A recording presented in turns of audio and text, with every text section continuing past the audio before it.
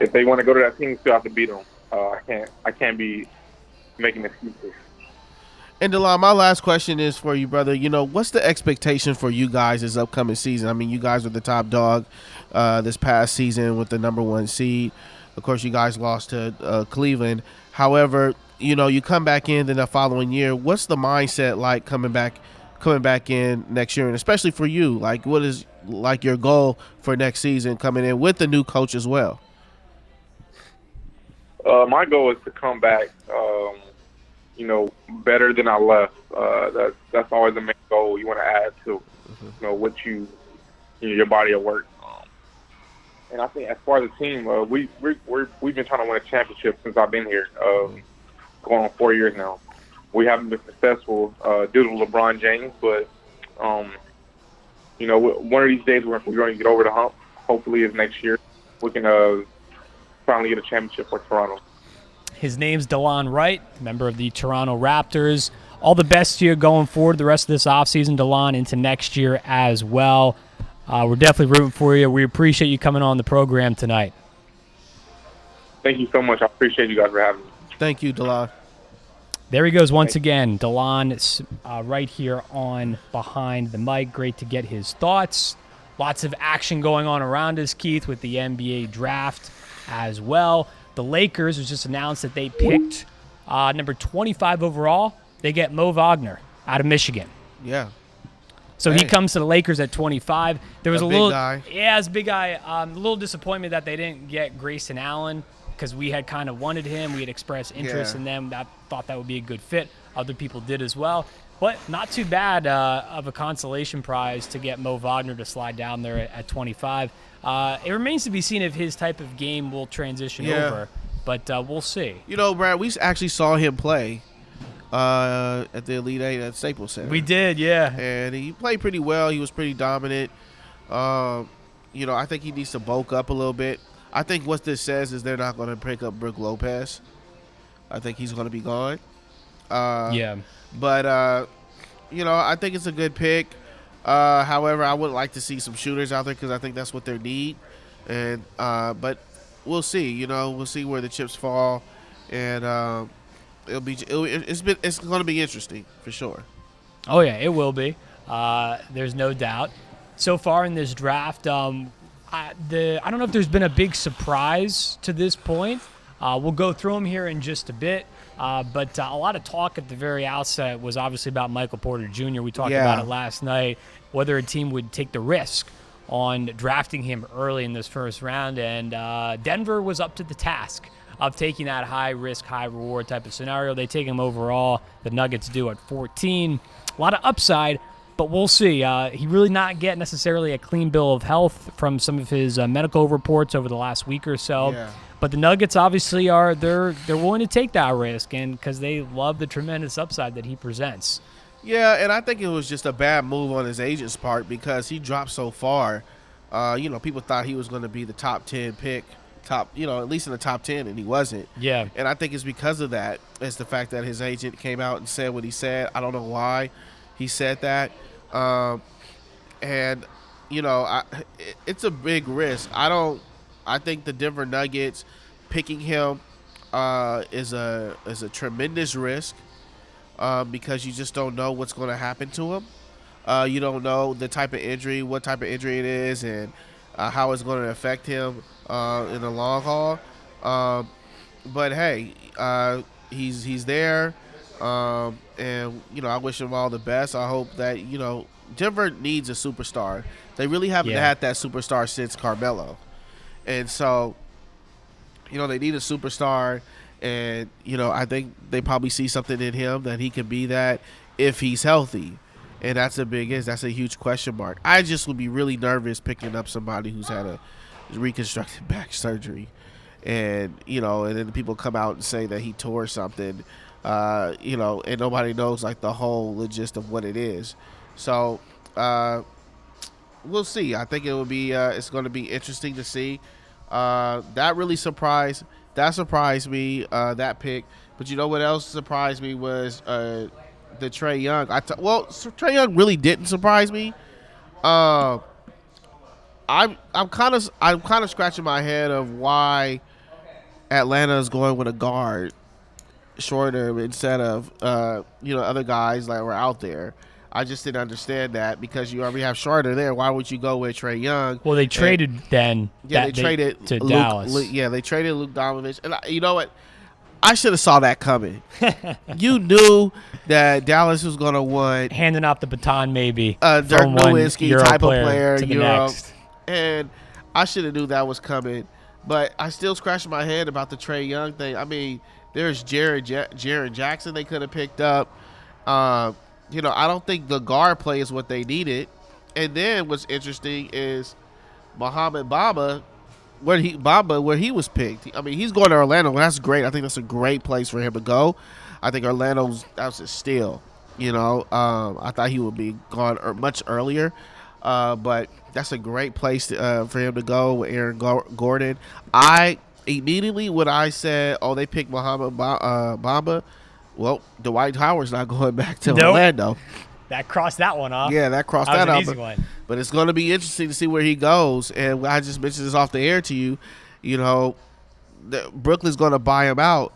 There's a team named Golden State that loves to that needs a center, and I know that will be interesting if they pick that up. So for a minimum, so they can pick him up for a minimum. So that's going to be interesting. But those are my ones that I think was interesting. The one I did not like, I didn't like the way the fans booed Knox. It's unnecessary. New York, it's unnecessary. Well, it's so typical. It would come from the Knicks or you the booed Jets Porzingis and you were wrong about that. Knox is a great player from Kentucky.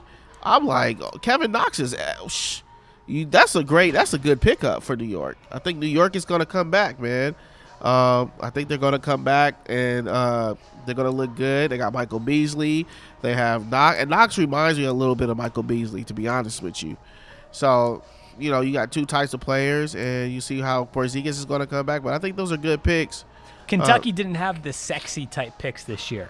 No. That's what it is. That's why there was a little lackluster, but it doesn't take away from the fact that these are talented players nonetheless. It's typical the Knicks would boo somebody. That's a typical New York draft day type of thing.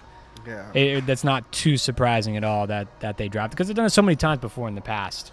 What do you think about the Suns pick of DeAndre Ayton? Time will tell. It's a lot of pressure, and they mentioned at the top of the telecast on ESPN of the draft coverage that, this draft somewhat takes us back in time with some of the big guys here. And, yeah, that's true, but it remains to be seen if some of these big guys will play at the level and the high intensity that the guys played with 10, 15 years ago. Yeah. You know what I mean? I don't know if that's going to really equate to that type of performance. We'll see. It's always a lot of pressure when you're picking number one overall. Yeah. It's always a lot of pressure to get it right. Charles Barkley has been, very supportive of DeAndre Ayton, being, Ayton playing in Arizona, Barkley living out there. He's gotten a chance to see him a lot play, so he's been really high on him. He liked the pick. I know he was heavily making sure that the front office in Phoenix selected him with that first overall pick. But I just think that Marvin Bagley, like we've talked about many times here on the show, was a pick that was more of a safe pick, where you know what you're going to get more so with him, and he's got the all-around better game. DeAndre Ayton, again, kind of reminds me like a Greg Oden, and that's obviously scary because Greg Oden didn't have a great career, and that injuries come to mind right away. Yeah. So we'll see. We'll see how it pans out. He doesn't have to go very far from home. We know that for sure. He'll stay right there locally in Arizona with the Phoenix Suns. And we'll see how they decide to do, how they kind of incorporate everything with that offense they've got there now, somewhat of a new era they're going into. They have Devin Booker. They've had him on the team. It's interesting. They're kind of getting a couple pieces here together, and we'll see where it goes ultimately. Zaire Smith, they also get ultimately out of Texas Tech. Yeah. That's not a bad pickup, so they got a little something cooking now with some of those guys. So it'll be interesting, but I think it's more of a long-term project. Yeah, with DeAndre Ayton, whereas I think more so Marvin Bagley is plug and play. He's definitely plug and play. I still don't understand that pickup as well. I think you got to go with the second best player. That's what you're just forced to do, is to go with the second best player in the league.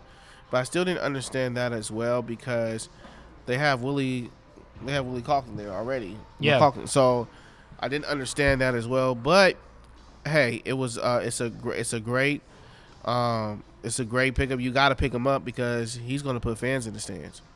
He's gonna sell tickets, and I think that's why I go back to Trae Young over Atlanta. He's a guy that's comparable to Steph, and he's gonna sell tickets. So why not play it?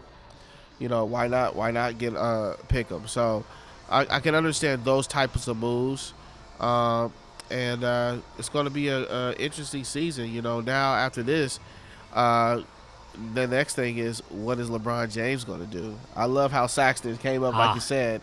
And promoted to try to keep him in the cast. And like DeLon said he would like to see, which is interesting to me because they lost to him 4 times. Why would you want to keep him in the East if you lost him 4 times? Maybe they just like the challenge, I guess. I know, right? Interesting. More on that to come. Yeah. We'll also dive into a lot more of these first-round draft picks from the NBA draft there in Brooklyn. After the break, it's Behind the Mic live from Kings Cove, Toyota Sports Center. Every 17 minutes, Make-A-Wish makes the impossible possible. They tame dragons. They bring Saturn to Earth. They help superheroes save entire cities. They even make unicorns fly. All to give children the strength they need to fight their critical illnesses. Every wish takes muscle. Help us make sure every wish comes true.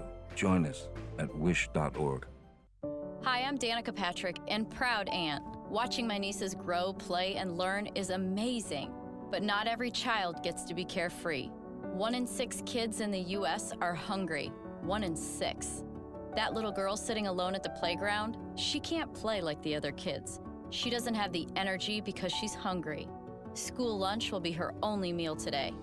It breaks my heart that this is the reality in our country, but it's something that Feeding America is working to change. Each year, the Feeding America network of food banks rescues billions of pounds of good food that would have gone to waste. This food is then provided to families and children in need. Being a kid should be about using your imagination, learning, and having fun. These children shouldn't have to miss out on simply being a kid because they're hungry. To find out how you can help end childhood hunger in your community, visit feedingamerica.org. Brought to you by Feeding America and the Ad Council. Battles aren't won solely on the field. That's a common misconception. Battles are won within, over enemies of fear, enemies of doubt. In that place where promises are kept. Promises to oneself. This is a physical training event. Promises to one's community. Helping people move debris out of their house. Promises to one's country. In the heart of every Marine, you'll find a promise. A promise forever kept. A promise of battles won.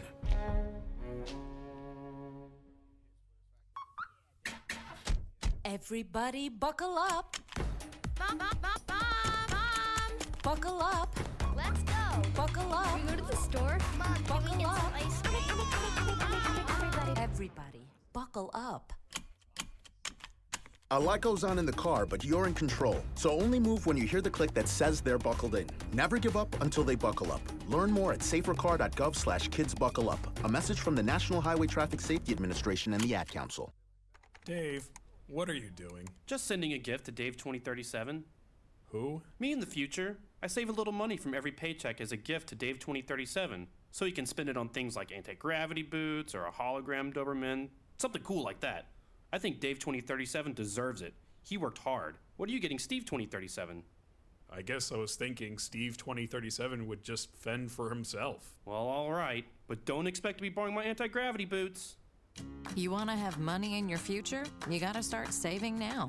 Putting some money from every paycheck into a savings account or contributing to your 401k can make a big difference later. Put away a few bucks, feel like $1,000,000. For free ideas and easy ways to save, go to feedthepig.org. That's feedthepig.org. Hey, let's just hope Steve 2037 doesn't get his hands on a cold time machine, because he is going to come back here and knock some sense into you.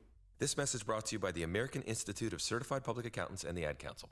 We will never fully understand what we've asked of our military service members or their families, asking them to put themselves in harm's way, to endure it all. But we do understand that it's our turn, our duty, to keep them secure for the rest of their lives. Wounded Warrior Project long-term support programs help our most severely ill or injured veterans live independently, at no cost, for life, so that they might stand at ease. Join us at findwwp.org. You're listening to Behind the Mic with Brad Dalius.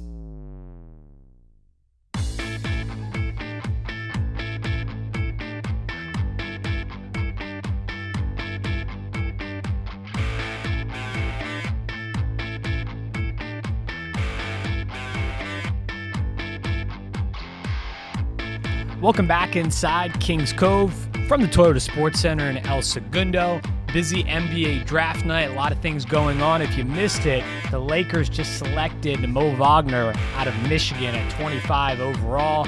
They'll pick again coming up at 39. Don't forget they acquired that 39th overall pick last night in a trade from Philly, in which they exchanged it for a future 2019 pick. So Lakers another chance to pick another quality player here coming up at 39. We also just chatted a little bit ago with DeLon Wright from the Toronto Raptors, got his thoughts on his NBA draft night experience from 3 years ago, back in 2015. Also some things we talked about with the Raptors, obviously transitioning with a new head coach, going into an interesting summer, obviously. It's always got to be weird when your coach wins Coach of the Year, and then he gets fired. And then you bring in someone new, although they do stay in-house. So that obviously, as we asked him, there's a tremendous help and benefits the players obviously moving forward. But a good interview there with DeLon Wright, once again, from the Toronto Raptors. Also talked about his foundation that he's doing with his brother Darrell, originally from L.A. here. So community and the young kids, and talking about mental health is a big part of this foundation and stuff. Really good stuff overall that he's doing with his foundation and everything that they're trying to accomplish with helping people and such. So good chat there with him. We're breaking down the NBA draft. First picks, 1 through 10 here we talked about at the top. Phoenix taking DeAndre Ayton. They did not sway from that. They did select him overall out of Arizona. Marvin Bagley went to Sacramento at 2. And then we got the trade at 3. Originally, Atlanta selects Trae Young, but then they trade him to Dallas, and Luka Doncic comes to the Atlanta Hawks ultimately.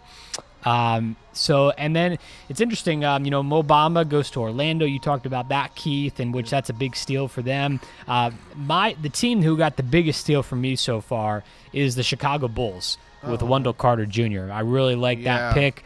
We talked about it last night. Whoever was going to take him was going to get a steal of a player because he had the talent to go here in the top 10. Some projections had him going maybe top 15. I think this is a good spot. You can make the case he could have went even higher in this draft. So that's a great pickup. I didn't know that this is a guy who decided to turn down Harvard to go to Duke. I mean, that's telling in itself. Yeah, I mean, hey, I guess I know that's smart guy. He's a smart guy. But, he's a basketball player, and he's like Coach K. Yeah. That's what basically persuaded him to go to Duke. Coach K, being coached by Coach K, and him trying to get over the hump. I think him playing the big schools instead of the Ivy League schools, I think it was a smart move for him. So Colin Sexton goes to Cleveland, 8 overall. Keith, your boy. The biggest thing, the thing that impressed me the most about Colin Sexton was the fact that they put up the little graphic when he was drafted on ESPN that he, at 5 years old for Christmas, he got an alarm clock. Not to just help him wake up to go to school every day, but to help him wake up to go to practice before school started. Wow. That's dedication. This kid is smart though. This is, if I don't know if you guys, no one's heard, but did you know this kid right here has never gotten nothing lower than an A? Sexton? Yes. Wow. There, even in college. 4.0. 4.0 student for his whole life. He's never got a grade lower than an A. That's crazy. In his life. Another guy who probably could have went to an Ivy League school. Yes. Yes. And I heard that they did a special on him, and I was like, what? That is incredible. And the type of player he is on top of that, I mean, wow. I mean, I'm happy for this guy. Yeah, you have to be, right? There's a reason why Avery Johnson had such a big smile on his face. I mean, this is a guy who just truly, he loved to coach by all accounts, and really is excited about his upcoming NBA career with the Cleveland Cavaliers. And, of course, he goes on with Maria Taylor after he gets selected and starts making the case for LeBron James to come back. Yep. Come on back, LeBron. Let's go back to the finals again. Let's make it happen. Yep. I just thought that was funny. That was a funny little spot there. I don't think Colin Sexton is going to be the end-all, be-all decision maker for LeBron James, but he gets an A for effort. Of course. You got to say that if you're going to be a Cleveland Cavaliers. I mean, you have to say that. It's a must. Yeah, it's a good pick for them to look long-term, because they know if LeBron doesn't come back there, they're going to have to start building for the future. Yeah. And that's a great way to start that process. To get a guy like Sexton, I mean, a cornerstone-type player for your franchise by all accounts, that's what he's going to bring to that team. So that's a solid pick. They couldn't have done much better with that selection at 8th overall. And then comes the Knicks pick when they take Knox, like we talked about before the break, at 9. The boos rain down. But as we mentioned, this is a great quality blue chip type of a talent out of Kentucky. Bridges goes to the Sixers from Villanova. Yeah. Another one where it's close by, doesn't have to go very far. But did you see what happened? He got traded. Yes, where did he get traded to? To the Clippers. Then he gets traded to the Clippers. This is crazy because they had his mom on and his dad, and they were all excited. Well, they had his mom on, and his mom was all excited because she's also an employee of the 76ers. Yes. And I guess I have a buddy who was actually watching. They went back to the camera on her when he was traded, and she looked so pissed. Like, I was like, oh, man. He's leaving Philadelphia. He'll be at the Clippers, which, again, I don't understand the Clippers picks. They got nothing but guards. I don't get that. I thought, I don't know. They got a lot of guards. I'm thinking because Patrick Beverly and Austin Rivers are not starting guards, and maybe they're trying to build something there. But Bridges is a small forward. But, yeah. So now they're actually saying, Keith, that he's traded to Phoenix. Oh. Now the Phoenix Suns have actually acquired him. Wow. So Villanova's Mikal Bridges. Hey, Phoenix is not playing this year. No, you got to really like what they've done so far in this draft. Could you imagine if they get Lonzo Ball? Oof. I mean, even more reason now to maybe acquire Lonzo. But you're right. I did see that exchange initially when he was drafted, and with the mom working for the Sixers, being an employee there. Got to be a little frustration, obviously, now that he goes half on the other side of the country, actually. So, but the Sixers, that's what they wind up doing there at 10. At 11, the Hornets, they select Alexander out of Kentucky, Shea Alexander. That's another good pick. Again, these are not really high-profile Kentucky players like we've seen in the past with guys like Anthony Davis, but still, these are good quality players that these teams are going to get. And then Bridges out of Michigan State, Miles Bridges, that is, he gets picked by the Clippers at 12 overall. And now I believe the Clippers, did they trade this one or did they keep this pick? I believe Rice had trade to Charlotte to pick from Detroit. I think that was that pick. So they might have swapped. Yeah. Shea Alexander might have went then to the Clippers. Yes. Yeah, and then at 13, the Clippers, they picked Robinson out of Boston College. Yeah. That was the pick there. And then we got Michael Porter Jr. going to the Denver Nuggets at 14 overall. Yeah. And that's the high risk, high reward. It reminds me a little bit of what the Browns did in selecting First overall in this year's draft, Baker Mayfield out of Oklahoma. High risk, high reward, not dealing with the injuries, but a lot of risk associated with the pick, especially at this point earlier in the draft. And then you get Brown selected out of Oregon at 15 overall. He goes to the Washington Wizards. Mm-hmm. And then you got DiVincenzo from going to Milwaukee. I like that. Yeah, you were high on him on last night's show, Keith. Yeah. This is a guy does not lack a lot of he's got the confidence. Yeah, he does. He's got the confidence. And they need scoring. They don't. I think that's what they lack in Milwaukee is an outside shooter, and he's that point guard that kind of can mix it up. He can get to the basket, take you off the dribble, and he can pull up and hit the three on a consistent basis. They're a team that's close in the Eastern Conference. Yeah, they're close to competing with some of the top tier talent. We saw that last year with Boston. They should have beat Boston. They should have. They have the talent. On paper, they have the talent. I think the problem is they just can't close the deal, and they're just young. They don't have the right experienced players to close those type of deals. I think that's what they're missing. But what a great pickup for them. I like that pickup. I like what the Spurs are doing too. The Spurs are, you can tell, they are preparing for a Kawhi Leonard departure. And how they're picking players and things like that, it kind of seems. With the Lonnie Walker pick. Yeah. It was interesting. I mean, Lonnie is a big personality type of a guy. And for an organization that's very buttoned up usually, it was an interesting pick in that regard. But, yeah, at this point, they're probably taking talent as the biggest thing.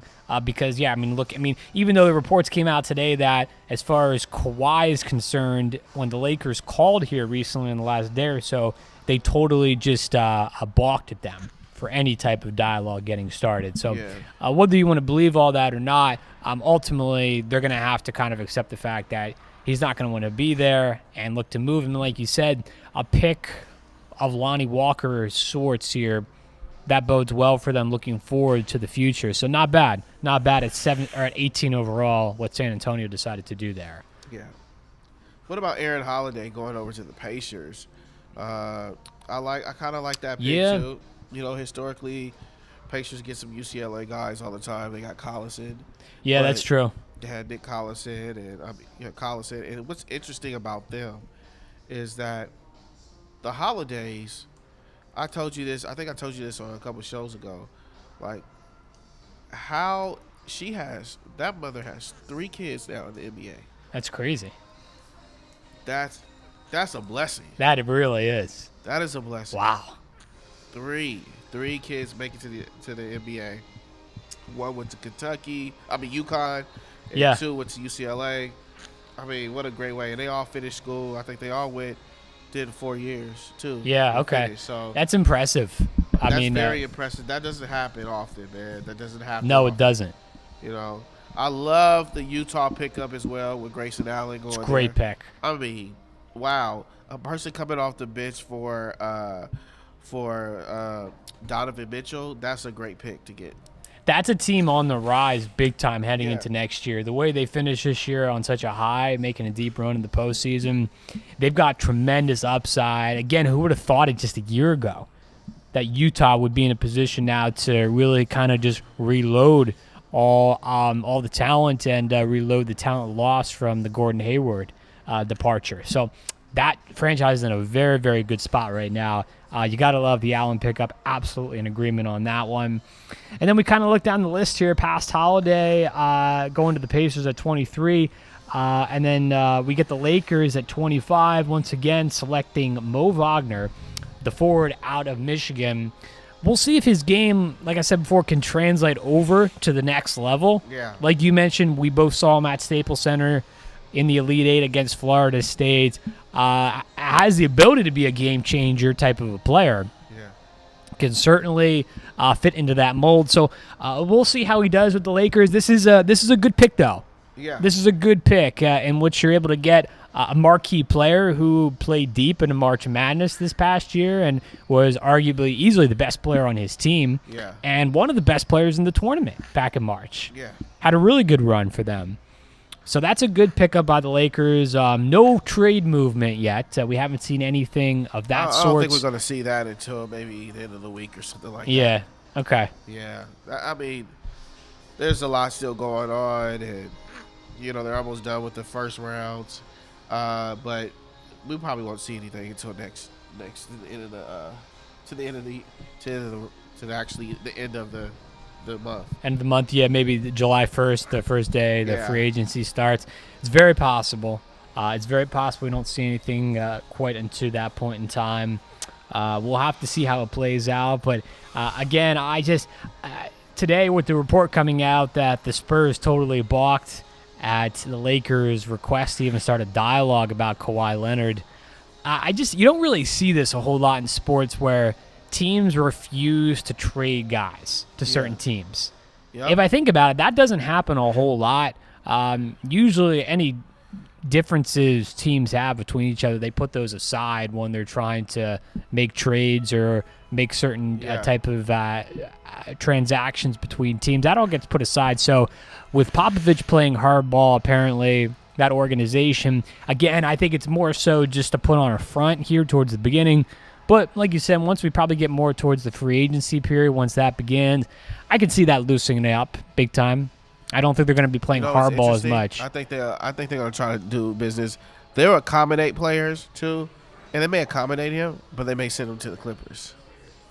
I'm serious. They may work something with the Clippers. They might. And bring him in, and then Lakers like, okay, then Kawhi Leonard will probably just say, next year I'm going to go to the Lakers. Exactly, and that's why if I am the Lakers, I'm not really worried about – there's not such of urgency to get Kawhi Leonard here and now in the summer of 2018.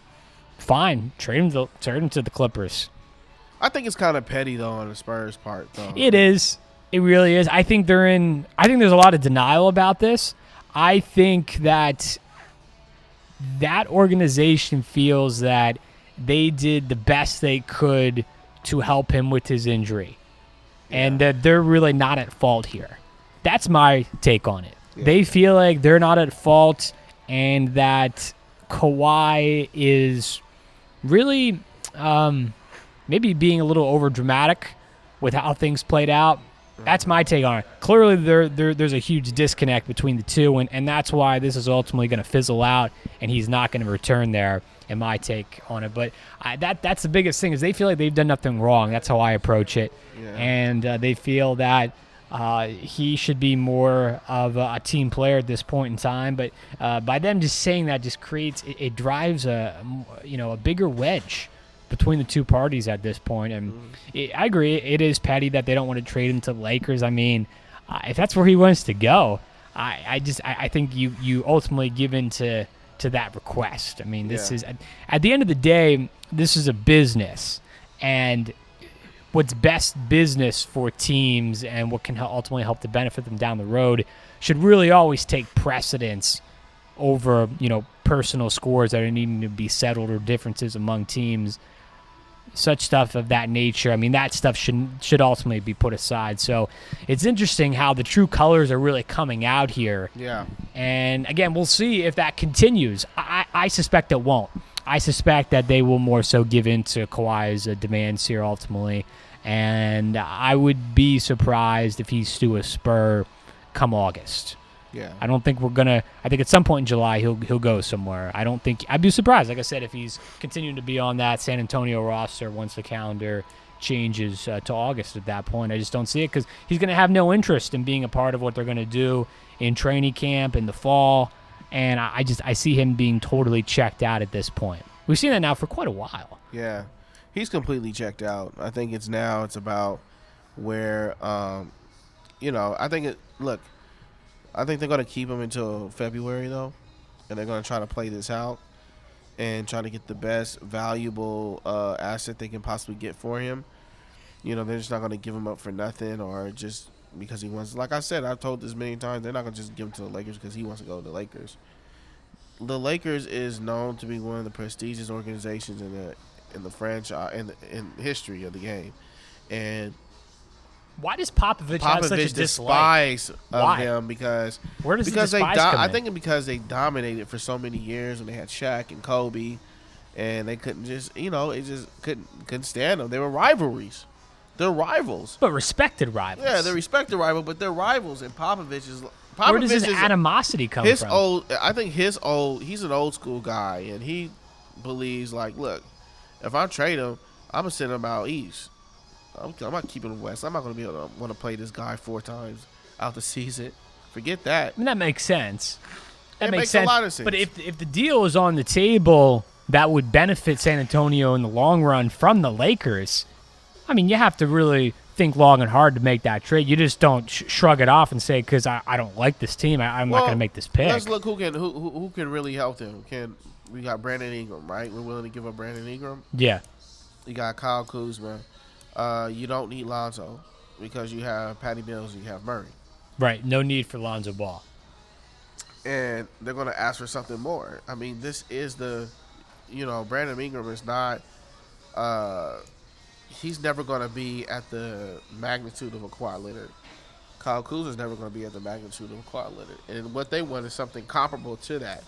And so when you look at it, you got to look at like a DeMar DeRozan and something else with that. You know what I mean? Yep. A Damian Lillard, that's the type of caliber of player they want for a Kawhi Leonard. And I completely understand that. A Kyrie Irving for a Kawhi Leonard. That's what they want. And it's a smart move on their part. Look, he's a top 3 player in the league. You don't just give that up for anything like what the Lakers did years back, giving up Shaq, going to Miami. We got Chucky Atkins and Grant. Oh, man. And, Grant and Lamar Odom was the best piece that was returned. That was returned. Brian Grant. Yeah, absolutely not. So that was a brutal trade. Yeah, that was brutal. And then he wins the championship the next year. Right. Oh, look who just won. Graham won second. Devontae Graham. How did he drop so far in the second round? Question. That's interesting that he dropped. Oh, that's a steal. Now that's going to be a player in the second round that's going to be big time in the league. Who picked him up? I believe it was who just picked him up? We're in the second round. They just started the second round. Yeah, I believe that's the second round. Here we go, right here. Devontae Graham got picked up by Atlanta. Great pick. That's a good pick by the Hawks. They just picked Spellman 30th overall to finish out the first round in Villanova. Yeah. So Atlanta, I mean, they got Doncic at this point, Huter from Maryland, Spellman from Villanova, and now Graham from Kansas. Yeah. So that's not too bad. I mean, they're again, we talked about Atlanta before as a team that needs help everywhere. Yeah. So they can only go up with what they're doing here. Are the Lakers in trouble if they don't pick up LiAngelo Ball? Are they in trouble? Guys, are you Ball fans out there? LiAngelo Ball is still on the board. I mean, who picks him up? Nobody. Nobody. He doesn't get drafted. There's no way he gets drafted. If he gets drafted, I'm putting my name in the draft. Yeah, you might as well. I mean, honestly, he's not going to be drafted. Yeah. I don't think that's going to happen. Yeah, he's not going to get drafted. No one wants to take on the whole family. Yeah. Because let's face it, if you draft one of them, you draft the whole family. Yeah. The whole family comes along with it. You can't separate it, as the Lakers have found out this past year. Everyone has seen what the Lakers have gone through with the Ball situation. No one wants to take that on. No. I mean, unless you're like in Atlanta, who's dying to fill more seats or get more exposure for your team. Yeah. From that vantage point, that maybe makes sense. A team who could use a little boost as far as that goes, but not a smaller market. I think a smaller market would make sense, not a big market. Yeah. Not a big market with a whole lot of press. You can forget about New York, L.A., Chicago. That's true. Atlanta's a big market, but it's obviously different, and the Hawks are, they're looking to really just start something from scratch here. That wouldn't be a bad fit. Hey, maybe Portland. Maybe it'd be a great fit for the Rockets. He can shoot. Maybe, possibly. My gut tells me no one's going to take the risk. No one's going to take on the whole entire family because they just don't want everything that comes with it. Maybe if it was just LiAngelo at a standalone, but as we know, that's not the case. That's true. not the case. So we're going to see this again. LaMelo, what year is he? He's a junior. So he'll be a junior. He's a junior this year, so he has one more year, but he's in the JBA right now, which debuted, I believe, today. Wow. So we'll see him soon enough getting floated around by LeVar trying to promote him in the NBA draft. Yeah. In the next couple of years, I would imagine. And this kid has a lot of talent. If he went to college, his father really ruined him because out of all the three, he's the better one. Yeah, you've mentioned that before. He's the best. And his father really ruined his career, I think, because he would have went to high school. He would have got recruited to probably go to UCLA. I don't think he'll be one and done, but I think he could last there long, get even better. He has a tremendous growth spurt, and I can see him going to the league. But now when you look at things and how they've done things with him and just how he's in the media and the things he says, I think they're going to be hands off. They're going to blackball that family, and it's sad to see. It is. Yeah, hopefully it gets better before it gets worse at some point, although it's just hard to see that ray of light at the end of the tunnel at this point. But we go along with it, and we'll see if someone takes on the responsibility, I guess you could say, of drafting LiAngelo. So again, so far, just to recap, I think that the Bulls, I love the pick, Wendell Carter Jr. Yes, that's great a pick. Great pick. Great pickup by them. They really kind of hit a home run on that one. And again, I mean, Sexton goes to Cleveland. That's an excellent pickup. I mean, they couldn't have asked for a better guy to select there, looking ahead towards the future, again, if LeBron does not come back there ultimately. Yeah. That's a great pickup. So, and again, the Lakers take Mo Wagner at 25 overall from Michigan.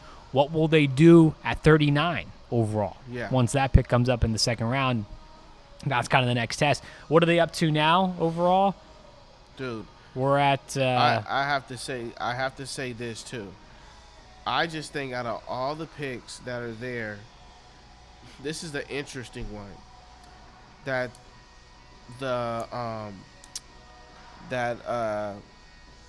Portland Trailblazers select Anthony Simons. Yeah. And this is a kid that they said he reminds them. They remind him of.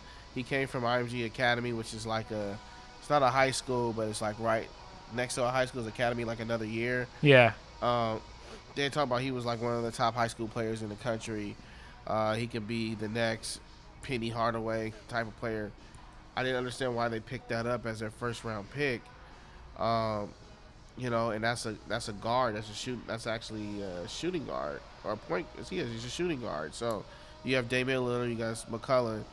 Where does he lie and fit in this? He's I think a guy that they're gonna sit. He's got to bulk up and get stronger. I think he's got all the potential in the world, but I don't think I look at this. If you're gonna go somewhere, I would have went with like a Devontae Graham in the second round. I would have picked him in the first round than Anthony Simons. I don't know. I think they got that wrong. They might have. They definitely might have. That's interesting. Again, I think the biggest thing is that they're trying to get something going, gain some type of traction, and just throwing darts. Throwing darts, trying to find the right player. So it's a risk. The Portland Trailblazers, though, they need to really make a legitimate move at a big time player because they're gonna have a very unhappy Damian Lillard. Yes. And a very unhappy CJ McCollum sooner than later. I think they're in the same situation as like Devin Booker. Yep. Very similar. Very similar. A Kemba Walker, and that's why you see Charlotte trying to trade Kemba because Kemba has come out and said that he's tired of not making the postseason. You can't have unhappy people that have been there for so long and they're not making postseason. So, to me, I look at it, I'm like, where does Portland get better? Portland's like at that they're like stuck in a certain stage and they're not getting better. Yeah. They're kind of just like the same. And I just think it's unfair for guys like Damian Lillard and CJ McCollum not to have the help that they need. They need another player. And if they're not going to get that, then I agree with what Stephen A. Smith said to C.J. McCullough when he was on First Take, and he said then, I think this, that it could possibly look. You two are great with each other, C.J. McCullough, Dame, but you could probably get more a 2-for-1 by trading one of you guys away. A 2-for-1, a 3-for-1, and so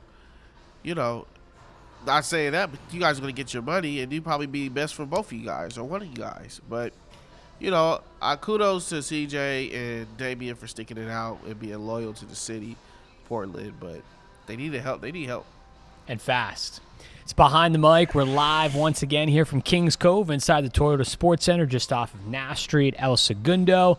Complete NBA draft analysis tonight as they're getting close to that 39th overall pick here in the second round, as the second round is now officially underway from the Barclays Center in Brooklyn. A quick break, and we're back for more after this. Every 17 minutes, Make-A-Wish makes the impossible possible.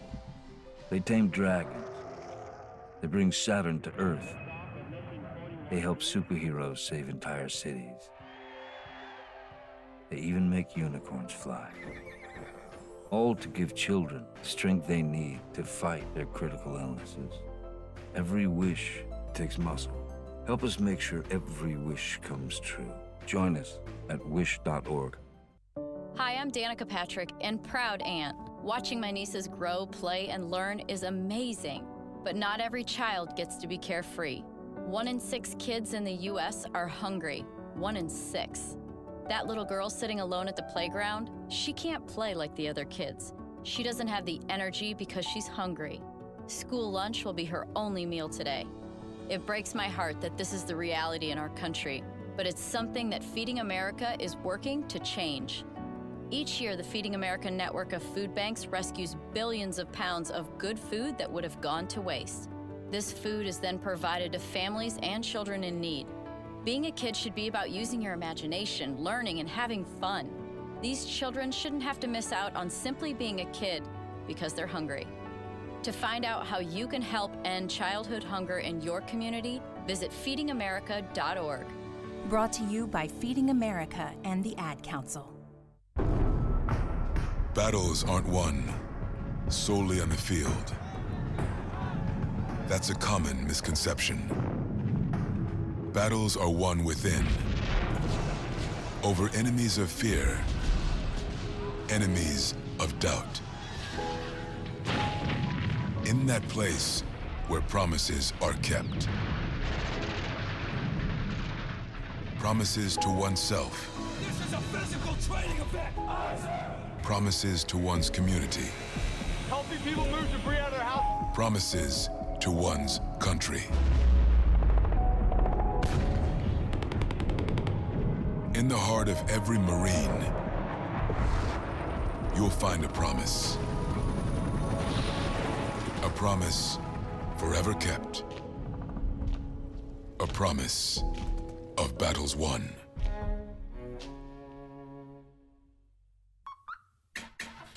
Everybody buckle up.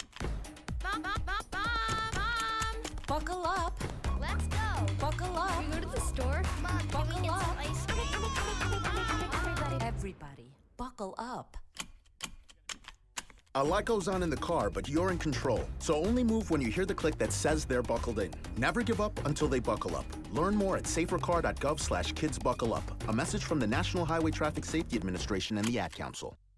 Dave, what are you doing? Just sending a gift to Dave 2037. Who? Me in the future. I save a little money from every paycheck as a gift to Dave 2037, so he can spend it on things like anti-gravity boots or a hologram Doberman, something cool like that. I think Dave 2037 deserves it. He worked hard. What are you getting Steve 2037?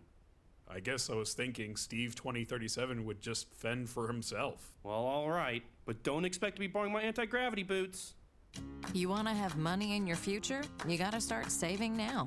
Putting some money from every paycheck into a savings account or contributing to your 401k can make a big difference later. Put away a few bucks, feel like $1 million.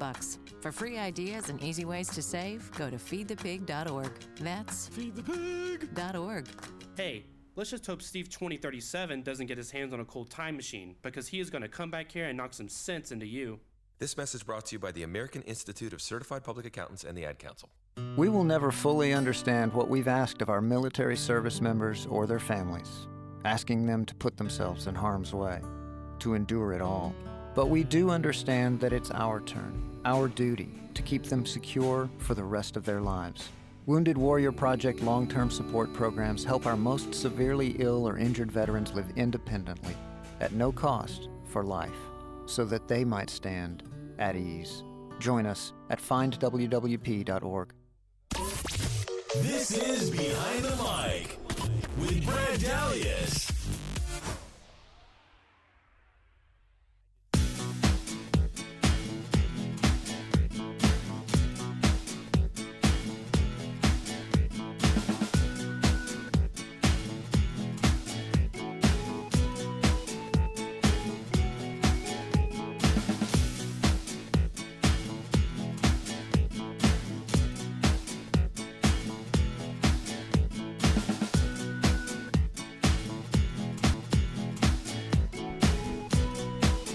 Behind the Mic here live from Kings Cove, as we always are on Thursday nights inside the one and only Toyota Sports Center. Great venue here just off of Nash Street in El Segundo. We have the Hockey League practices going on next to us, Keith, to our left, to our right as well. It's always an exciting time. There's no place like this anywhere. We say this a lot for people who are just tuning in for the first time or just listening to us here on Thursdays for the first time. Kings Cove Toyota Sports Center, nothing like this environment where you have the sports bar in the middle overlooking the rinks. It's almost kind of like you're in a box at a hockey game. Exactly. And the food's great. On top of that, they have great food, great drinks. The service is good. The people here, they're very friendly. And this is more of like a family type of bar over here. You Totally. know, when you first walk in the beginning, you see kids hanging around. They have a lot of leagues, like Brad says, kind of leagues going on, from the junior leagues to the adult leagues to the semi-pro leagues. And it's just a great place to be, man, on a Thursday. 15 TVs, I have to say. Yes. And all type of sports on. It's a complete 360 effect. 360, you can't miss it. So you're watching everything. Right now, the World Cup is on one sport. The draft is on another. They got baseball on another. And, you know, it's just you're not missing anything over here. So not a chance. You got to come down. Absolutely. No, they cover it all, obviously. And so do we when we broadcast here like we do every Thursday night. I want to get into some NBA or NFL news rather now. Jameis Winston today, that was the big breaking news from a few hours ago, suspended by the Buccaneers for 3 games to start this 2018 season because, Keith, this dates back to the incident in 2016, about 2 years ago, in which he had the Uber incident with the female Uber driver, in which he apparently groped her and such. And I guess after a long investigation, a long review, I'm imagining this was done privately behind the scenes by the NFL and its investigation teams. They determined that there was enough evidence here to suspend him for violating their personal conduct policy. Yeah. So this is bad news. This is bad news for Jameis Winston, a guy who is trying to really prove himself as a not only a leader of a football team, but a leader off the field as well. This, to me, sets him back. This is not good. I would imagine he's going to appeal this, but who knows? Maybe this gets dragged out into a long type of fight off the field, like we've seen recently with Zeke Elliott, Tom Brady from a couple years ago, trying to battle these suspensions. But this obviously is very egregious and does not speak well to what he's trying to. He's trying to put that type of image in the past, and it's only staying with him. Yeah. Jameis seems to always find trouble, man. It just, you have to talk about, we can go back to the famous crab incident. Yeah. Back when he was at Florida State, when he stole some crabs. Stupid stuff. Just stupid stuff. It's just, he does things that are just very careless, and it really affects his image as a person. And, I saw Hard Knocks, and it really, when I watched Hard Knocks and they did to cover the Bucs, he was a likable guy. I was like, I like Jameis. But then it's stuff like this that makes you dislike him. Yeah. And it's like he just continues to get in trouble, continues to do stupid things. And this is just to add another one to his list. You know, I have to look at it like this. I personally think I said that if he doesn't show out the first 3 games this season, then they're probably going to sit him down. You know, if I personally, they'll sit him down. He'll be a backup. Well, now, since he's suspended, this is a golden opportunity for the backup quarterback to come in and play exceptionally well. You win those 3 games, you may be starting. There's a new image, a new face of the franchise, or I'm not going to say the franchise, but a new face at quarterback. And so you got to take advantage of the opportunities that come. I also wouldn't be surprised if they trade Jameis away. I would not be surprised because it's just the stuff that's been going on, you know. Well, he's got a big payday coming up, especially if you look ahead to his contract next year. He's owed like $23.5 million or so. So it's a lot of money that they gotta commit to this guy. I thought, like I said originally, he would have this full season to really prove himself. But at this point, I mean, with him being suspended, maybe there's a lot of pressure on Tampa Bay to kind of make a decision here and now before the season starts. How many more signs did Tampa Bay need to pull the trigger? Well, that's just it. They knew what they were getting themselves into on draft day when they picked him. They knew what they were getting into. They thought maybe by drafting him, he stayed close to home down there in Florida. It would help long term. But again, like I said, his troubles seem to stick with him, and he can't shake some of this stuff. It's haunting him, and it's just not going away. That's not the type of look you want for your franchise quarterback, regardless of which town you're in, which city, which franchise you're a part of. On the flip side of this, though, you talked about Keith, the backup, who it's going to be preferably here, Ryan Fitzpatrick, who's on the depth chart, is probably going to start in lieu of the suspension of Jameis Winston to start the 2018 season. So you'll probably see Fitzpatrick out there.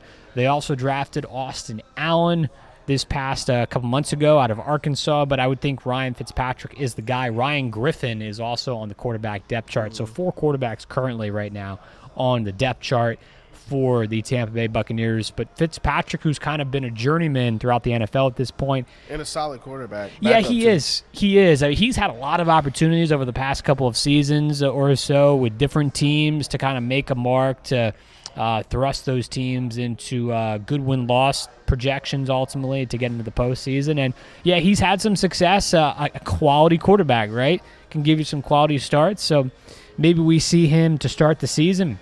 Maybe he's the guy that they ultimately decide to go with in the depth chart here. But this could be another Nick Foles situation. It may be, right? Right. Maybe. They have a lot of things to shore up on that defense if they want to get to that point. And let's look at their schedule, too, while we're talking about this.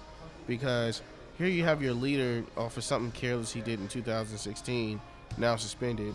And you jump off and you play the Saints first game. We talked about their schedule. It's crazy, right? It's crazy. You got the Saints first game, who's arguably probably should be in the Super Bowl next year, or right there, probably in the final.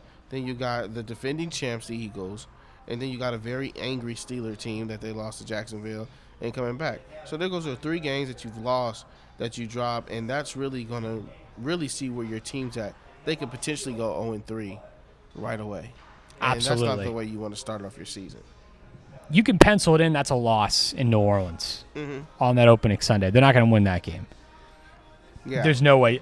Like you said, New Orleans is poised to have a great season. I think the Saints this year are on pace to go 12-4, 13-3. I think they have that type of capability to do so. So that's a stone loss to begin the year in my estimate. And then, like you said, you have the Eagles at home. Very, very tough game to win. Pittsburgh as well. There's a little bit of a reprieve in Chicago, but maybe not, because Mitchell Trubisky now in year 2, maybe they have gotten things on track a little bit after they've gone through a full off season with him there at the first time. So they run into tough quarterbacks. That's kind of the theme here, right? Yeah. Drew Brees, either Nick Foles or Carson Wentz for Philly in week 2. Big Ben. Yeah, Roethlisberger, Mitchell Trubisky, Matt Ryan in the Dome in Atlanta. Tyrod Taylor against the Browns. As a tough slate to Cam begin. Newton. Yeah, exactly. Cam Newton. And if Andy Dalton has anything left for Cincinnati in there as well. So it's a very, very difficult schedule for a team. It was going to be that way to begin with, even with their starting quarterback. Now, without him and with most likely Ryan Fitzpatrick to start the season, even more difficult. Yeah. Even more difficult. So it's not a good look at all. This hurts, again, everything that Jameis Winston and his inner circle, PR team, agent, you name it, was trying to put out there, this just completely shoots that all down. Yeah. And it only hurts. It only hurts him even more so. He was on thin ice. The ice is starting to crack. Yeah. I don't think it's cracked. I think it's already cracked. It's already cracked. It's already cracked. Ready to He's burst. falling in. Yeah. He's falling in. It's sad to see what's going on. He's a talent. He has a lot of talent, but like I said, trouble just seems to follow him everywhere he goes. And and then on top of that, what's crazy about this? It's just that you're a role model to people in your community, and then you come across and do what you did, and it's just like, how's that going to reflect you? And then when the team, it's like, how much is the team going to take from you before they decide to do something about it? They need to do something immediately about this type of thing and make an example of it, because this is how you discipline players and let it known that, hey, I don't care if you are a franchise player, you're not going to get away with things like this. I think they need to move on from him. That's just my personal opinion. It looks that way. We'll see what they decide to do if they let the process play out with the suspension and some of the off-the-field stuff. Do they let it play out, or do they take more of an aggressive, proactive approach, like we said, and just cut the cord here and now with him? And really, that could be somewhat of a nail in the coffin for him and his future in the NFL, because I don't know anybody who's going to be willing to take on all of his antics at this point in time when he hasn't proven that he can be. Look, he hasn't even proven yet on the football field that he can be a consistent franchise quarterback. Yeah, exactly. Let alone everything else. You're absolutely right. He hasn't proven it at all. There's nothing there to me that showed that every year that they played, he's finished in last place or second to last. So in the NFC South so when you look at it, he hasn't proven anything yet. A Heisman Trophy winner, that's a bust. So far. Yeah. So far, unless things change here coming up, we shall see. By the way, getting back to the NBA draft for a second, the Lakers have traded away that 39th pick that they just acquired last night from the Sixers. They apparently traded it back to the Sixers. For what? And now are going to pick at 47 overall. I'm scratching my head on that. That's why it's silent for a second. It's like, what are you guys doing?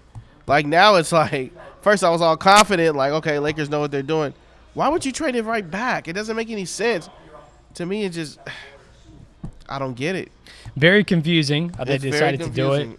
It's very confusing right now. They got Mo Wagner once again at 25 overall. 47th pick is coming up shortly. But they ultimately decided to trade away that 39th overall pick to the Sixers. And next up, again, Lakers will pick at 47. The Brooklyn Nets are on the clock right now at 45 overall. We've seen a couple different European players get selected in these last couple of selections here, so you're seeing teams dip more so into that. Look, I think that Euro basketball right now, it's as popular as it's ever been in the sense that, well, number one, I'm sure it is popular over there in general. Yeah.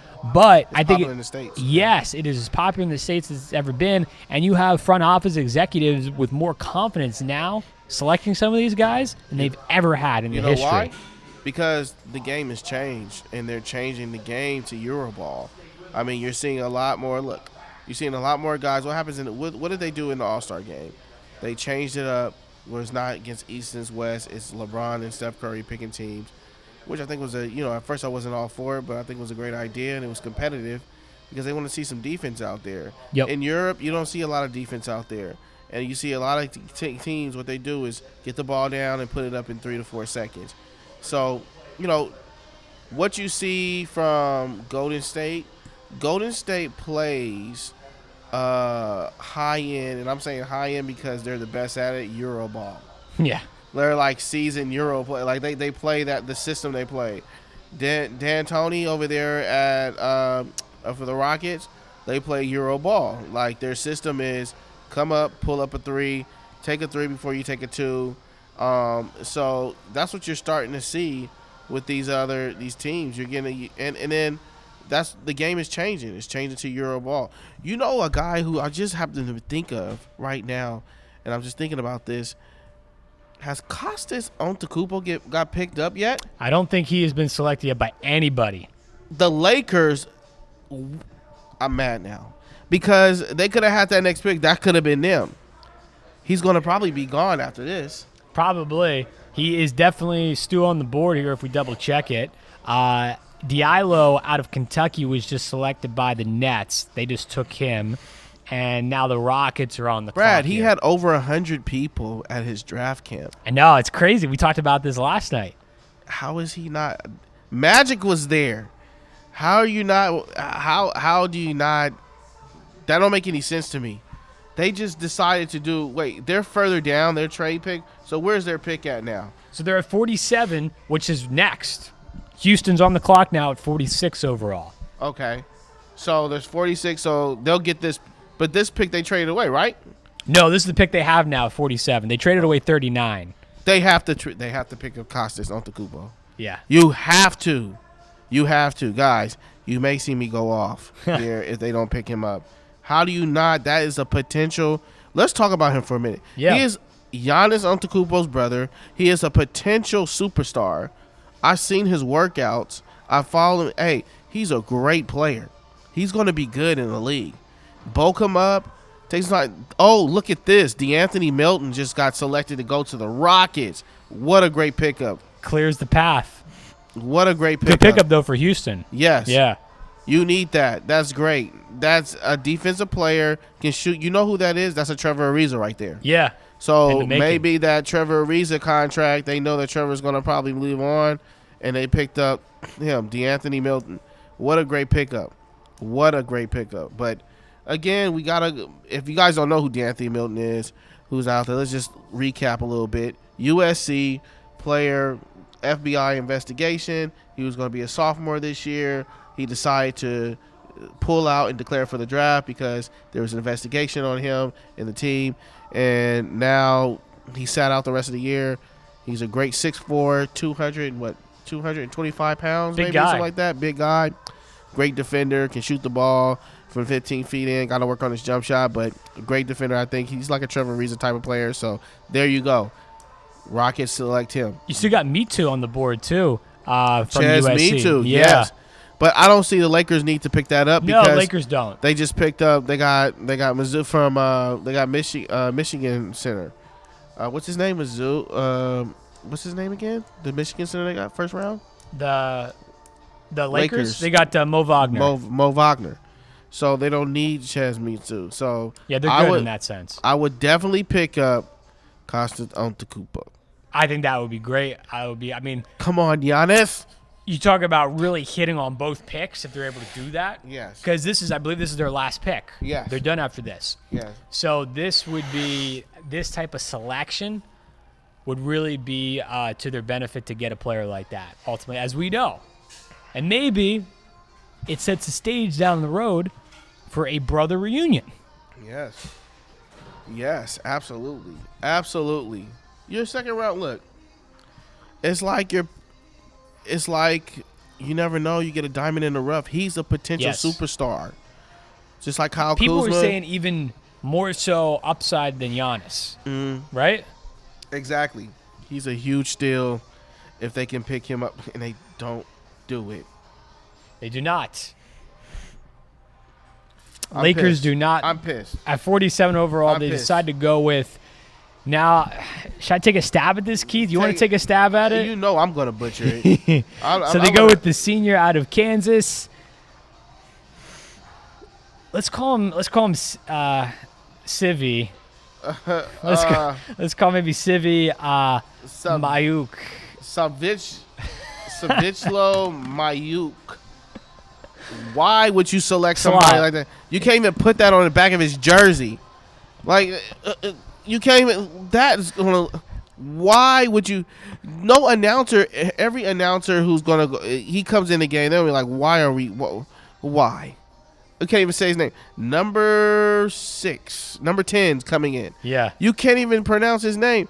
You had Costas on the. I'm pissed. I can't believe the Lakers did that. That's disappointing that they pass on him. How do you pass on that? Well, here now they get their shooting guard, who they probably needed that earlier, but still, I probably was more talent there to get someone else like an Antetokounmpo, like you said, or some other guys that are still on the board at this point in time. So a little unconventional pick there, but nonetheless, they decided to go with. How do you not pick guard out of Kansas? I'm upset. You can't shoot. Come on, you got a shooting guard. He can't. All right, I'm done, Brad. I'm done.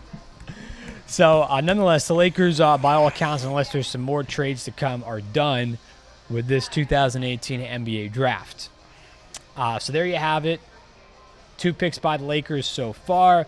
I mean, really, again, I think everyone's in agreement that the Mo Wagner pick is a really solid selection that they got. Really good value at 25 overall. Now at 48, the Minnesota Timberwolves are on the clock as we kind of roll along here towards the end of the second round to go. So I believe we have a couple more picks, and then 50 overall pretty much ends it with the Pacers. So a couple more picks to go. Minnesota here at 48, the Spurs pick at 49, and then the Pacers close out the second round at 50 overall. So again, it's been a draft with a lot of deep players, so maybe that's where the optimism lies with some of these, with this late pick by the Lakers here at 47. Maybe the optimism is that there's good quality guys towards the end of the draft. Maybe they get one of those here with the guard out of Kansas. Yeah. Disappointing nonetheless. But again, disappointed. remember, Lakers fans, this is not necessarily a draft in which you need to hit spectacular home runs. Yeah. This is the offseason for free agency moves. But these are like someone like him, Antetokounmpo, is a guy. That's true. Is a potential superstar that you can possibly use as trade bait if you wanted to trade at that, because he's going to be good. You know, I don't understand what people didn't see in him. Like, he's a 7-footer who can jump out the gym and just as good as his brother. I just don't get what the knock was on him. Maybe they know something we don't know. Well, obviously they may know something we don't know. But I just don't see how this guy is not – how is he still on the board? It's just – I'm baffled at that. That's amazing. No LiAngelo ball selection yet either. Surprise, surprise. It looks like Lonzo's leaving the Lakers because LiAngelo didn't get selected to go to the Lakers. They can't form that super team. The super team, by the way, would be Lonzo LiAngelo. Yeah, and this guy called LeBron would just kind of come in and be a small part of that. Yeah, I mean, honestly, look, the only team I can see him fit, and this is me being truthful, the only team I can see him fitting is to be honest, is Houston, because Houston don't play D, which he's not a great defender, and they shoot the ball, that's what he does. I don't see him doing any more than that.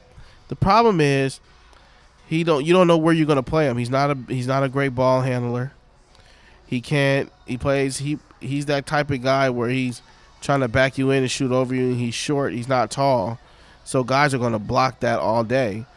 And I just, and he can't take you off the dribble. He's not the best taking you off the dribble part.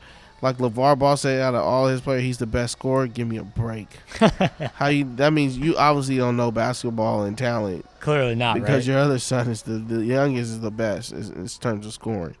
So I've always said, and I'm pretty sure everybody else has said down the line, that LiAngelo was the weakest out the bunch. Yeah. So it's a shame he didn't go. I know it is. So we keep tabs here on the NBA draft as they start to wind down, end of the second round. Other news today we talked about the Jameis Winston suspension a little bit ago. Mike Riley today was named the head coach, Keith, of the San Antonio franchise of the American Alliance Football League. They also announced in conjunction with that, obviously, that San Antonio is going to be the 8th and final franchise for the inaugural 2019 season of the AAF, which will kick off in February of 2019, like we've talked about before here on the show, the week after Super Bowl 53 is played. So San Antonio gets named here the 8th and final franchise. Mike Riley, might remember him, used to be the head coach of the Chargers, San Diego Chargers at the time. He's also the head coach at Oregon State. He's bounced around a little bit of other places as well, but they named him here to be the head coach. Daryl Moose Johnson, former Dallas Cowboys fullback, used to be an analyst on Fox. He apparently is going to leave that gig as an analyst on Fox and is going to be the general manager of this San Antonio franchise. So again, they did not disappoint if their goal was to get big-time name people in head coaching positions, general manager Positions. Michael Vick being an offensive coordinator, I believe, on one of the franchises. They really succeeded tremendously in that regard of signing big-time coaches. They definitely signed some big-time coaches and some big-time names for coaching. But again, Brad, like I've always said in the beginning, the players is what counts. It's the players. You got to go out and get the T.O.s of the world, the Ocho Cincos of the world, guys who are just the Antonio Cromarties of the world. You got to get players like that, the Tim Tebows. You know, it can go down the line. The Johnny Manziels, where you should be making a play at. He's in the CFL right now, but making a play for him to go there. You got to get players like that if you want people to come and watch your show. Nobody wants to see Michael Vick be an offensive coordinator on the sideline telling what to do. We see him on the sideline during the NFL. You know, when he was in the NFL, we saw him on the sideline. So there's nothing there great to see. They want to see make plays and things like that. Just put some excitement to it. So the Ray Rices of the world, I want to see Ray Rice come back. That's what I want to see. I want to see those are the type of players that they need to be going after or trying to give them a contract and say, hey, look, this is a way, an outlet that can get you in the NFL. Come out here, play a year. See what it's like. You're going to get paid. Go ahead and do it. These guys are already making millions. It's not like they need more money. So I would love to see that. Hopefully they'll get to that and they'll start announcing some of that. If you go on their website, AAF.com, you can somewhat apply to be a player. If you want to be a player on them, you can actually apply. So I don't know if some of these guys have checked out the website yet overall, but they got a countdown going until the beginning of the season. Terrell, go apply. Go apply, Terrell. You should, right? You can already put a season ticket deposit down for the San Antonio games. $50. $50 for a deposit. And, this is going to be my fascination for this league, Keith, gets more and more. I get more fascinated by this as the days go along and as they sign new coaches, general managers. We know it's going to be 8 teams now in total, kind of scattered throughout the country. San Antonio, by the way, is a great market for a football team. They drew really well when the Saints were there for a period of time, when they had to deal with Hurricane Katrina. Yeah. They draw a lot of. It's a great sports town. Number one, we've seen so many Final Fours hosted there over the years. Yeah. So I think that's a huge plus for that town. Originally, there was chatter that the Raiders would go to San Antonio before they locked into Vegas. So the fact that they're going to get a football team, I think that's great news for them, and I think they'll draw really well initially. But like you said, obviously it all comes down to the quality of play on the field and how that comes together, who they're able to sign and bring in. Players-wise, so that's a big part of what's going to make them successful. Look at some of the players I'm looking at some of the players that are on staff. Hines Ward, a public player relation executive. I'd love to see Hines Ward out there again. That'd be great. Justin Tuck, another guy. Players Engagement Board of Advisors. I would love to see him out there again playing. Like, these are the type of guys I would like. Wow, these guys. This is why people will go and watch. maybe they feel like, look, I don't want our team to be a joke or anything like that. But these are heavy hitter guys that made a huge impact in the NFL that can possibly catapult and make a little impact in this league, and that's what you need. You do. You definitely do. From top to bottom, though, so far they've filled it out well with guys on really just in every facet so far. Like you mentioned there, Justin Tuck is going to be the player engagement board of advisors. Really, I mean, they got guys who came from great organizations, whether it be Tuck with the Giants or Bill Polian winning a Super Bowl, being in the front office with the Indianapolis Colts when they won their one Super Bowl with Peyton Manning. So a lot of great players here as far as behind-the-scenes players who are putting this together. But as far as on-the-field players, we'll see ultimately how that comes together for them. But, again, the intrigue just continues to go up for this as time goes along. And Mike Riley, who was also his latest stop was in Nebraska as the Nebraska head coach. Things didn't work out too well for him there. So he gets a gig here ultimately, and not a bad gig at all for him to get into. If nothing else works out, at least he can kind of roll with this coming up here for the 2018 season. Or 2019 season, I guess, officially when they get going with it in February of 2019, once again the week after the Super Bowl. Yeah. So we look forward to that. By the way, no Dodgers tonight. They have an off night. They'll get ready to take on a whole bunch of teams in the next week or so. A long homestand coming up for the boys in blue. So we'll keep pace on those and on those guys, and we'll talk more about them on next week's programming as well. As far as what else is going on right now, the NBA draft, obviously. Oh, Me Too was just selected, by the way, by San Antonio. He was just taken off the board. So the Spurs, so far, you have to like what they've done. Lonnie Walker, Me Too from USC, is not too bad. Yeah, and let's say it. Let's call it what it is. If Me Too played in the NIT this year, they probably would have won. Again, they got screwed. USC got screwed and not getting into the NCAA of course tournament. they did. We won't go there. But if he played in the NIT this year, I think he possibly messed himself up by doing that, because I think he was a first-round pick type of player, and I think by him sitting out doing the NIT, I think it hurt him.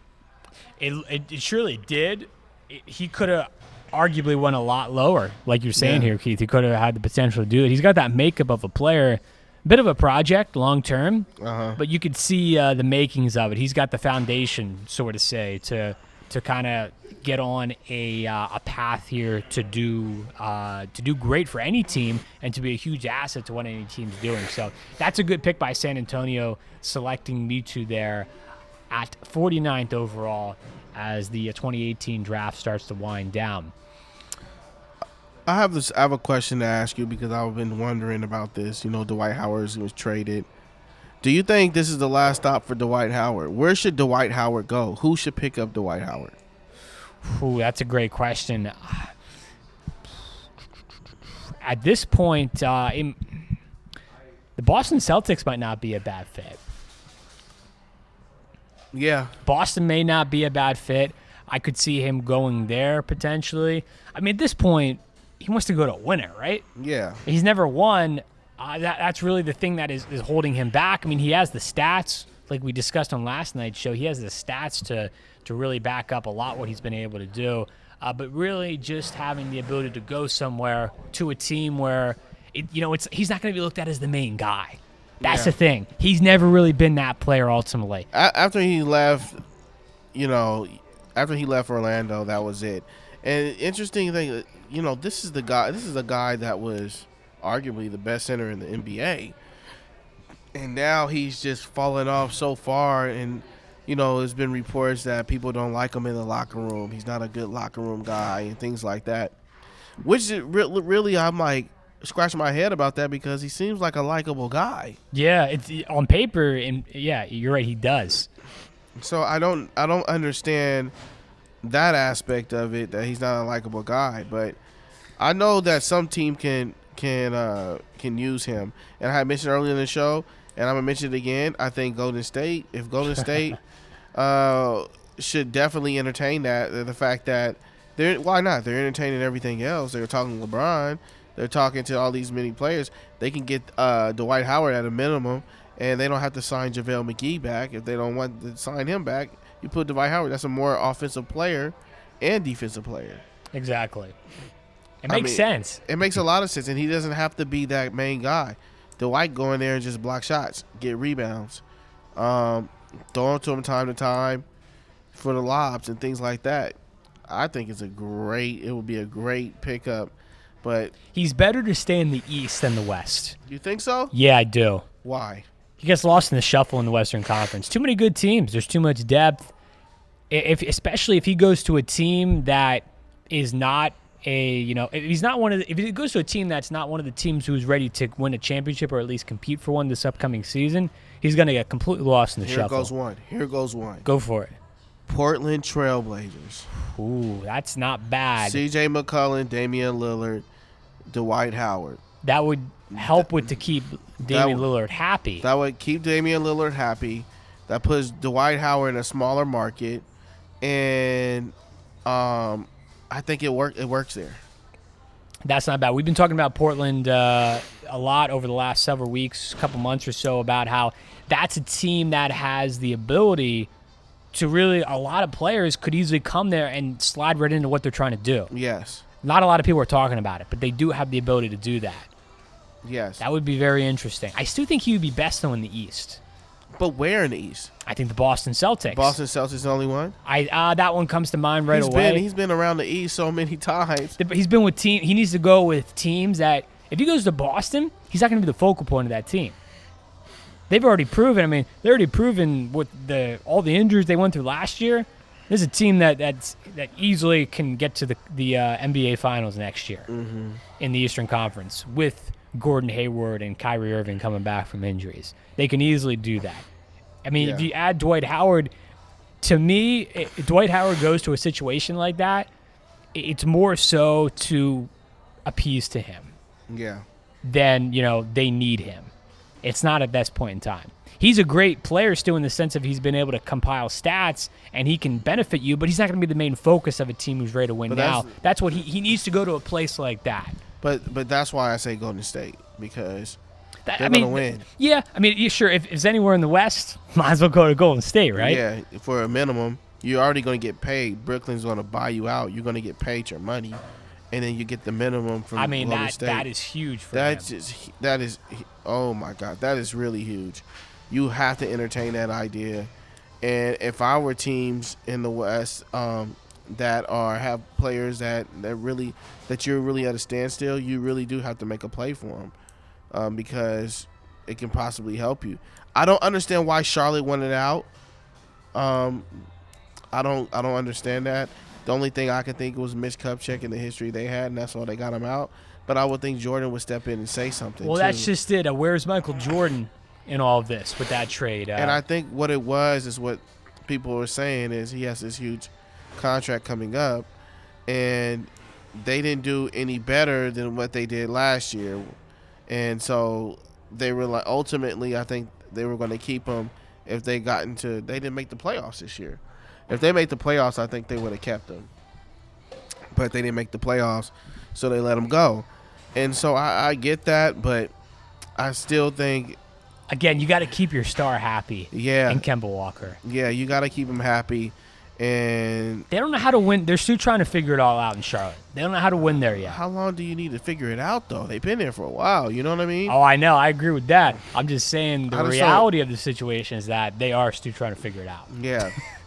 Whether they should be at that stage or not, that's up for debate big time. Speaking of Charlotte, they picked up some guy from Lithuania.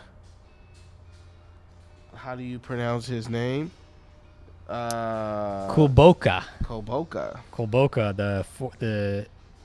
The forward from Lithuania. There you go. They go with him, Arnaldus Kulboka. Wow. Another Euro guy that goes. Another Euro guy. Another very unhappy LeVar that is trying to get drafted, and this guy did. You know he's probably trashing him right now.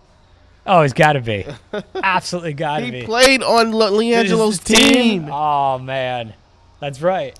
He played on LiAngelo's team. It's unbelievable.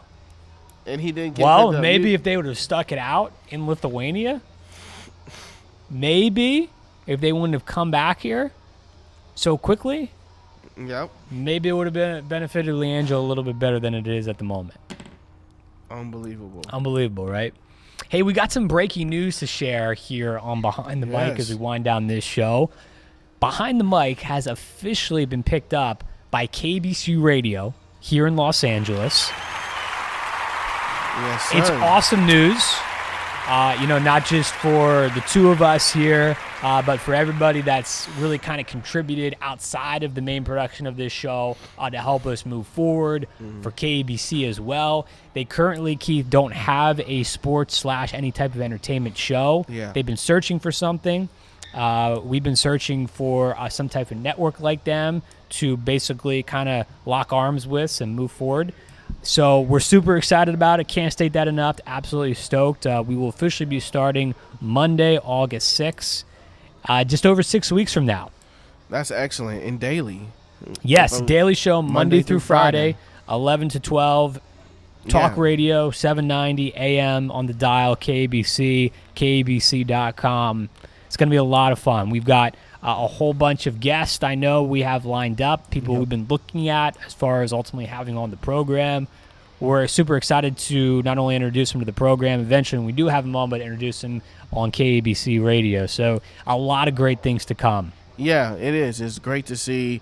And we got it also starts with just the support of the people that listen into the show. Yep. If it wasn't for you guys, this wouldn't happen, number one. If it wasn't for the bars that locations that we're at, this wouldn't happen. So we have to, thank you guys as well for all the support and love that you give, and we hope that you continue to do it.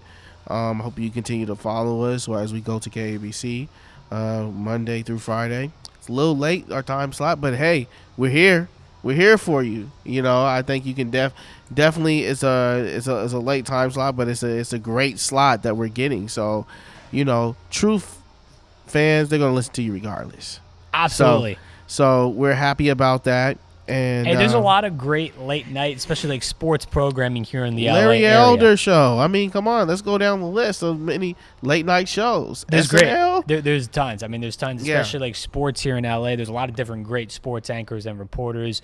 So it's a great time in the sense that all the sports for the day are pretty much wrapped up. So we'll give you a complete wrap up of what's going on. Nothing really will be going on at that point in time. So we can just kind of kick back and just dissect everything that just happened in the past couple of hours or so. And on Fridays, we're still going to broadcast. We'll do remote broadcasts from different sports bars, sports establishments throughout all of LA. We'll do those on Fridays. We have a lot of fun things planned for that, especially looking forward to the end of summer and the fall when we'll have a lot of great Football Friday broadcast at that point in time. So perhaps some guests coming in person to different sports bars. A lot of great stuff. Hey, it's going to be fantastic. It's going to be fun.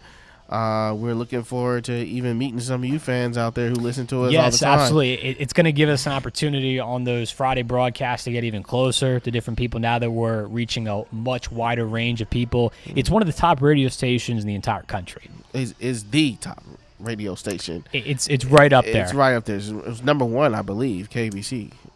What I've known, what I've heard, and what I've looked at, they were. So it's where it all starts, and look, we have to start somewhere, and that's where we're at, and it's going to be a fun time. I mean, we're all excited about it, and I know that the fans out there, you guys are excited as well that we're sharing you that news, and we just look forward to continue to bring you more sports stories and breaking news and guests and things like that of that nature. The bigger you go, the better even guests you get. Not saying we don't have any great guests, but they get a lot more. So it's going to be a great time, and we enjoy it. It's going to be fun. So yeah, I totally echo that sentiment there, Keith. It's going to be a blast. Once again, August 6th, that Monday night, that's our debut on KABC, 790 AM and KABC.com. Final thoughts as we wrap up tonight's show, Keith. What stood out to you this week? What stood out to me, and I'm going to go to it, is it's going to be Messi. Yeah. From Argentina.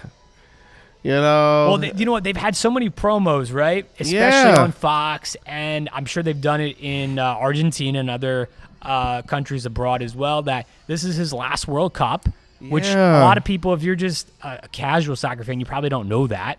But this is his last one. It's his final run at it, and there was high expectations that, man, I mean, if he can take home the cup for Argentina this year, he's a god. Yeah, and he just hasn't come through. He hasn't delivered. No goals. He hasn't played well at all. He's really at a low. You just hate to see a guy of that nature, of how he is, at a low point to end his career. And you know, you look at him, and he's featured everything. Him and Cristiano Ronaldo. So I mean, those are the two guys. Those are the two guys. Cristiano Ronaldo was playing great, and that's why he's at the top of the list, getting paid $400 million. But minor details. Yeah, minor details. However, you know, it's sad to see the way Messi's playing. I believe they are eliminated. I don't know. I think they're one game from being eliminated. They lost to Croatia 3-0 today. Yes. They might have had another game to give, maybe. Yeah, they have 'cause one more they're game. not in the knockout round yet. Yeah, they're not, but they're really in quicksand, and they're sinking, and they really need to win one because they haven't won one. That's the thing. You got to win one. You can't tie. So they got to win one, and you know, we want to see, we all want to see a Messi of greatness of what he's been able to do, and hopefully he'll be able to deliver that in his next upcoming game. If not, it's going to be one of those things that's the last thing you're going to remember him as. I mean, people who are not really huge soccer fans, that's the last thing you want to remember him as. But for you guys who are huge fans, you're going to reminisce on what he also has done just for the game in general. So I'm pulling for you, Messi, and hopefully you can get it done sooner than later. I'm sure everyone has seen by now. We talked about this, Keith, you and I, off the air before last night's show. In Philadelphia Phillies game last night. The Philly fanatic, he gets a little crazy. The Phillies mascot, with his hot dog vending, shooting out, the hot dogs out of the cannon during the game. Most people welcome that. They look forward to it. It breaks up the action a little bit for a baseball game.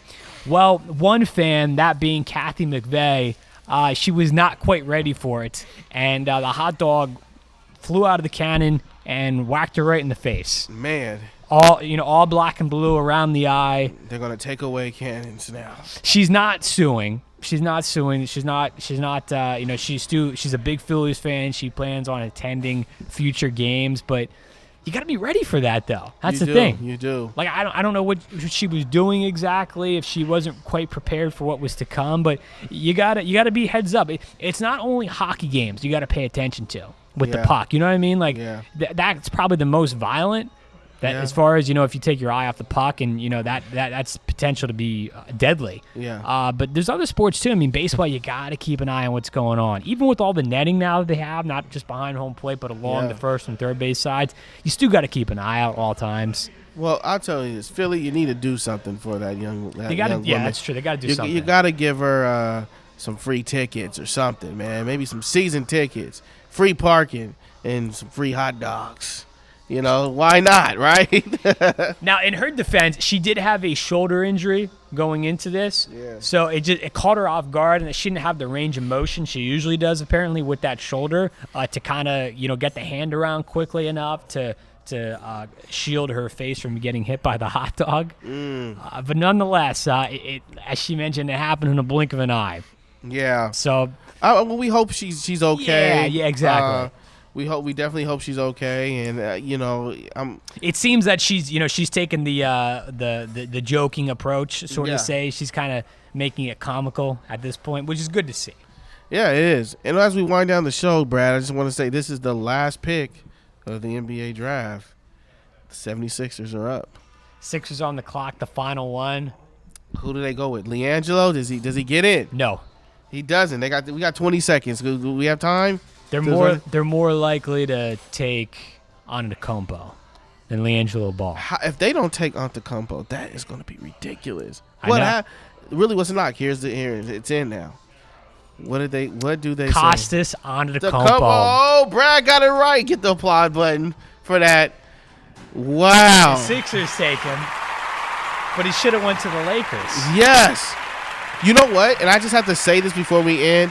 Watch he become a star. That's a great pick. They don't have like the Mr. Irrelevant title in the NBA for the final pick of the draft. Wow, but the Philadelphia Sixers got a steal. If we've ever seen one at the end of the draft, like, right? I mean, that's Yes. got to be the steal of all steals at the end of the draft for the final pick. Yes. Unbelievable. Kostas Antetokounmpo, the last pick of the day. The 76ers have got a great Ben Simmons, Joel Embiid, and now you got this potential new Greek freak. The new Greek, the baby Greek. Yeah, the baby Greek freak. That's great. It's great for them. Sixers got a player of the future there by all accounts. No LiAngelo Ball. Brad predicted it. Yes, I did. Hey, that's it. A great week. Great week of shows here on Behind the Mic. Big thanks tonight to DeLon Wright for calling in from the Toronto Raptors. Great to get his thoughts on everything that's going on with the draft tonight and with the Raptors team as well. Thanks to all of our guests this whole week here on the program. Have an awesome weekend, everybody. For Keith, I'm Brad. Keep living the dream. We'll talk to you next week.